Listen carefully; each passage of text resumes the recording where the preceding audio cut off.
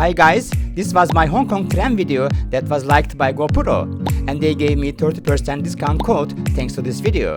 But to be honest, I was expecting a free Hero 7. Hope you will like it too. I will be touring starting from the first station in Western Market until the end of last station at Shao K1 Main Street East.